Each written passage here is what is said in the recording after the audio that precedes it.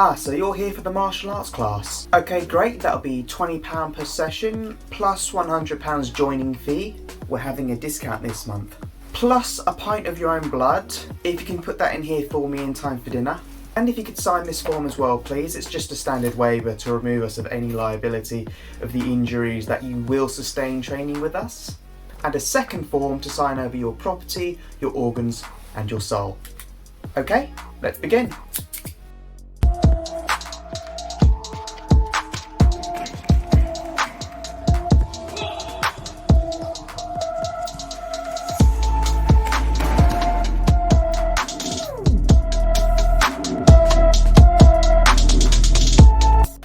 Hey everyone, and welcome back to Kenji Martial Arts. Now, the UK has been beginning to unlock itself, and people are slowly but steadily getting back to a normal life. At the same time, they're also raring for the chance to go and do things that they never got the opportunity to do before. Lockdowns made people have a big think of things that they've always wanted to do. And one of those things is, of course, martial arts. Maybe inspired by Cobra Kai, maybe looking to get back into shape. Regardless, interest in martial arts has gone up dramatically. Like in the skit at the start of the video, there are places that will literally drain you for everything you have. So if you're interested in starting martial arts, let me give you a hand on how to start. So here's my beginner's guide on finding a martial art that's right for you. Of course, if you've got any case-specific questions specific to you, please let me know down in the comments and I'll do my best to answer them. But without further ado, let's dive in. What do you want to do? This is the first question you need to ask yourself. For what reason are you getting into martial arts for? Is it for fitness, self-protection, cultural interest? You simply want to learn how to fight? You were recommended by a friend, or quite simply you want to pick up a new hobby and try something different? Any reason for wanting to start martial arts is a valid reason. No matter who you are, what shape you're in, what age you are, it doesn't matter if you're 20 or 50. Not everyone wants to be an MMA fighter, so you don't have to be the best in the world. Just focus on the best person that you can be. Damn, that was inspiring. I need to put that on a t-shirt. Now let me be clear, martial arts and self-defense are not the same thing. Martial arts classes are about learning a system of fighting. Simple, plain and clear. Some are grappling based, some are striking based, some are both. Some have weapons and some are fancy clothes. Self-defense is a legal term used in court and by legal professionals. I'm not too sure on the specifics of that myself, but if you want to learn the law and self-defense, there are plenty of courses and things you can do to research to build your knowledge on this. No martial arts instructor will teach you the ins and outs of British law and how to deal with the police. That's just unheard of. It always makes me laugh when I see an ad for children's self-defense classes and makes me think, damn, they really are preparing kids for their law exams early. Not everyone understands this, so if you see the term self-defense plastered on the martial arts club's website, they probably don't understand what it means. Which is not a bad thing, but it is something to be aware of. Now, when looking for a martial art, it might be a nice idea for you to set a goal for yourself. Maybe you're looking for competition, maybe you've always wanted to be a black belt in something. Maybe you want to improve your fitness and dexterity. A goal can be a very powerful thing to push you and make you aim for the stars, or the moon, or a satellite if you aim well enough. But regardless, I'd highly recommend setting one for yourself. For example, right now my goals are to improve my throwing and ground fighting skills. Since I started cross-training in judo, it's opened my eyes to a whole new world of skills that I can dive into. Maybe a goal for you is to learn how to do a certain kick, develop power for punches, perfect a shoulder throw, develop your confidence to wear your karate pajamas in public. Now let's talk about actually choosing an art.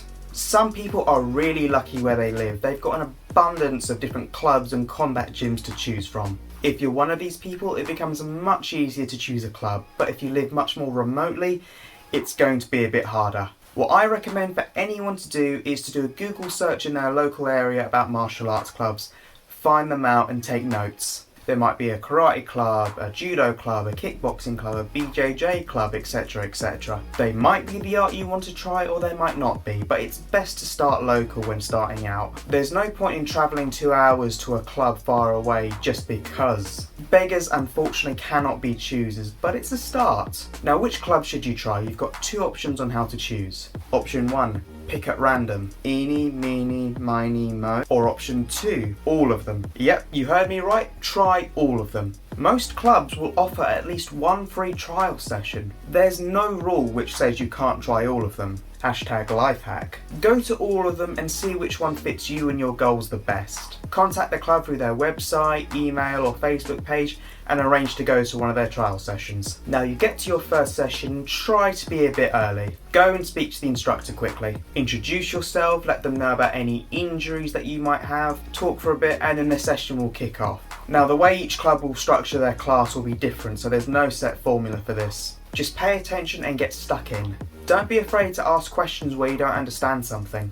There's no shame in it. Go at an easy pace regardless of your fitness level. When you're a beginner, you'll basically be spoon-fed techniques and information as to not to overwhelm you. That's normal.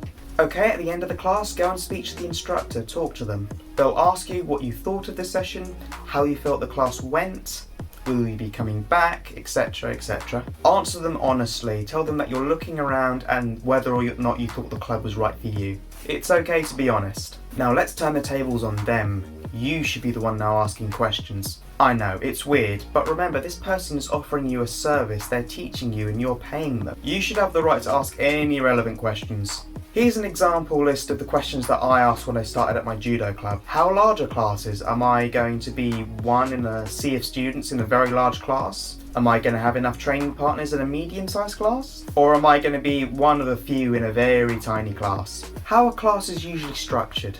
You'd want to know what to expect in each class. You don't want to spend like an hour doing nothing but fitness training and then have a very small amount of martial arts training at the end. What costs are involved? Each class has its own individual fee. There's a license fee each year which pays for a license and insurance to let you train at that specific organisation's club. There will be costs for a uniform or gi depending on which art you choose. There'll be gradings for belts. Is there any other equipment you need to get? Not all arts require this, but universally a groin guard can save you a great deal of pain. How frequent are competitions? One thing I want to do in judo is try my hand at competing. I absolutely hate point style karate, so this would be a lot better. What seminars are available? I like going outside the class and looking at other instructors' perspectives to help bolster my own skill set. This last one is great. What is the instructor's previous martial arts experience and what made them settle in the art that they now teach? I find this fascinating. I'm not saying that one instructor who is trained in multiple arts as opposed to one instructor who's only trained in one art their entire life is better than the other, but this is a good way to get some insight into why they teach this art that they love so much. I absolutely love it when I hear people talk about what inspires them, what keeps them going, what they love so much about this thing. Now someone's going to whine after watching this video and say, that's disrespectful, you should never ask your instructor those sorts of questions, yada yada yada. Look, an instructor is not a god or a deity. They're a person who chose a fighting art and they decided to teach it.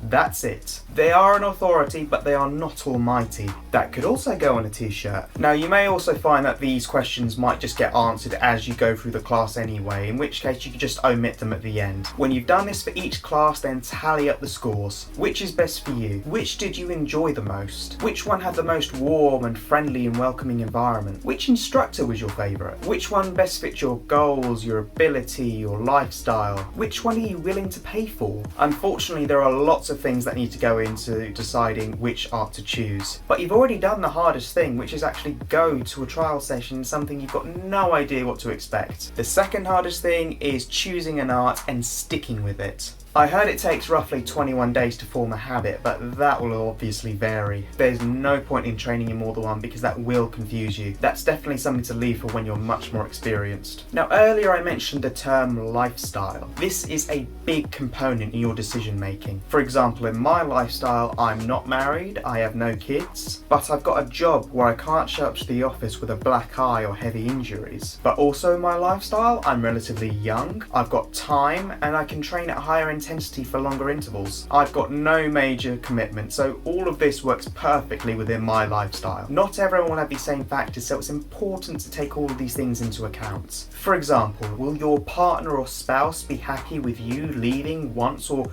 maybe a few times a week to go to a pretend human maiming class while they stay at home and look after a newborn child? Are you able to recover from these martial arts sessions to be able to continue your daily life? Do you have any injuries which would automatically prevent you from training in a specific art? Can you fit training costs into your budget? All these things and more need to be taken into the final decision, but that is entirely up to you. Now, here's the next big thing. Slightly controversial, but hey, when has that ever stopped me before? That is costs, money. The realities are some martial arts clubs are just one person handing down the art to the next generation, and they'll cost very little. Other clubs and combat gyms will be places where they train athletes to fight on big stages, which will certainly cost a lot more. Then there are places so full of BS that will milk you for every penny you have. Let me give you some good examples. For my karate class, I pay £5 a session, which lasts for 2 hours. Great. For my judo class, I pay £3 a session, which lasts 1 hour, which is epic. Gradings are about £15 for coloured belts, and you can wear your own gi. Fantastic. Now, here are some bad examples. Time for some horror stories.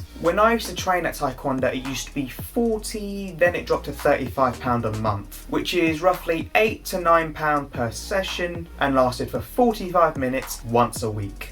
Complete bloody rip-off. And on top of that, you had to buy all their uniforms and their fighting gear, which of course they had charged an additional premium on top. A couple of years ago, I met someone and their son now trains at the organisation that I used to be a part of. Guess how much they charged for a 12-year-old coloured belt grading? £120. Oh my god, these people would rinse so much out of their own students and offer such crappy instruction in return. It's actually sickening. Now, don't get me wrong, this is not me throwing hate on Taekwondo. This is me throwing hate on this business. There's nothing wrong with practicing Taekwondo. Only if you can't get to a karate class though. Here's another story. My younger cousin, she was about 6 at the time. She was training at this club which advertised themselves as a mix of kickboxing, taekwondo and karate. Her parents were a bit worried about this club and the quality of the teaching, so I said, okay, I'll come along with you and watch one of the sessions. So I did, and it was the same level of